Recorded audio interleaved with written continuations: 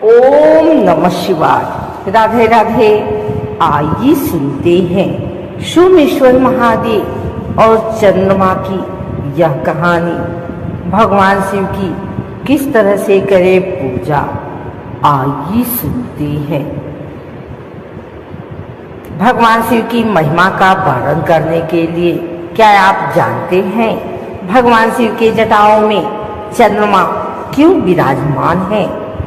आइए जानते हैं सोमेश्वर महादेव और चंद्रमा की यह कहानी। संगम नगरी में एक ऐसा शिव मंदिर है जिसकी स्थापना चंद्रमा ने की थी।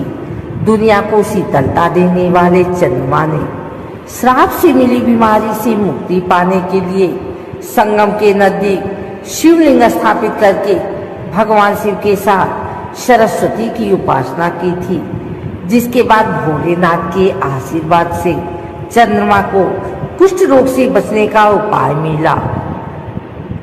पुराणों में वर्णित सोमेश्वर महादेव मंदिर का महत्व और भगवान शिव की जटाओं पर क्यों विराजमान हुए चंद्रमा।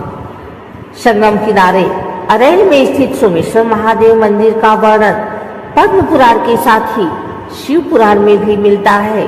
पौराणिक महत्व वाले इस शिव मंदिर के बारे में बताया जाता है कि इस मंदिर की स्थापना सदियों पहले चंद्रमा ने की थी।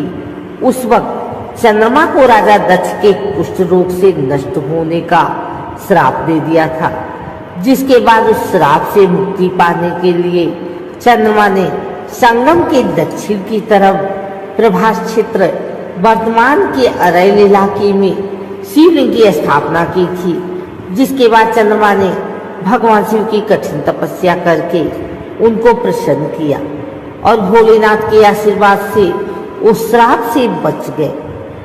मंदिर के महान कथा के अनुसार राजा दक्ष ने अपनी 27 बेटियों का विवाह चंद्रमा से किया था, लेकिन चंद्रमा ने 27 बेटियों में से सिर्फ एक बेटी के साथ संबंध रखे। बाकी 26 बेटियों की लगातार अनदेखी कर रहे थे।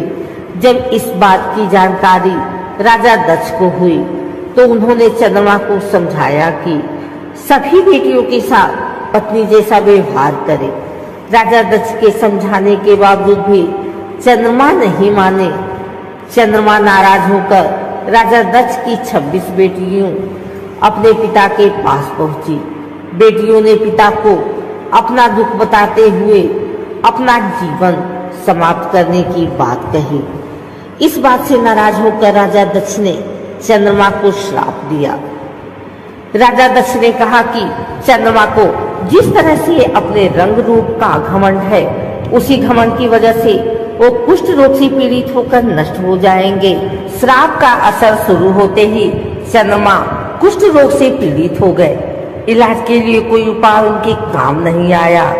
तब उन्होंने भगवान विष्णु से अपनी रक्षा के लिए प्रार्थना की, जिसके बाद विष्णु भगवान ने उन्हें सृष्टि के रचयिता ब्रह्मा जी के पास जाने की सलाह दी, लेकिन ब्रह्मा जी ने भी चंद्रमा को कोई उपाय नहीं बताया और उन्हें अपने कर्मों की सजा भुगतने को कह दिया।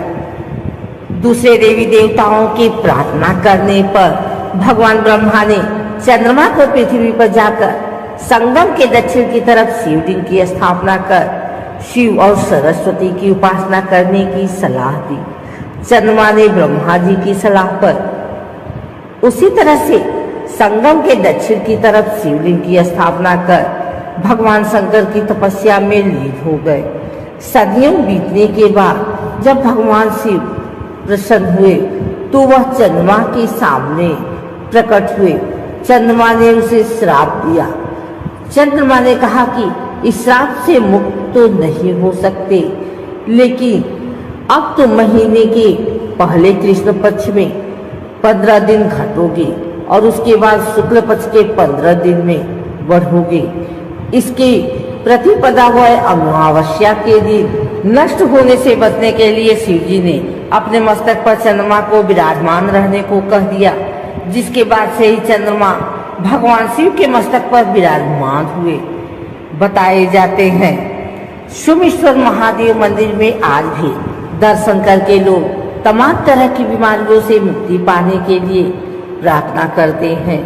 वहीं मंदिर के महंत का कहना है कि कुष्ठ रोग से पीड़ित व्यक्ति आज भी भगवान शिव के सच्चे मन से पूजा पाठ करके उनकी आराधना करते हैं तो उनके कुष्ठ रोग पर नियंत्रण हो सकता है।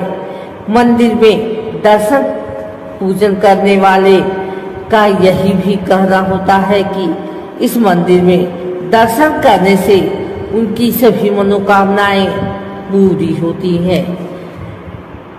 अरैल इलाके में स्थित पौराणिक सोमेश्वर महादेव मंदिर में आज भी श्रद्धालुओं की भीड़ जुटती है। सिर्फ प्रयागराज ही नहीं बल्कि दूसरे जिले के लोग भी इस मंदिर में पूजा करके भगवान भोलेनाथ को प्रसन्न करते हैं। मंदिर में शिव जी का रुद्राभिषेक करके प्रतिदिन दूर दूर से लोग आते हैं। मंदिर के सामने संगम तट पर बने घाट को चंद्रकुंड घाट कहा जाता है। इस घाट पर स्नान करके भगवान भोलेनाथ को जलाभिषेक करने से भक्तों की सभी मनोकामनाएं पूरी होती है।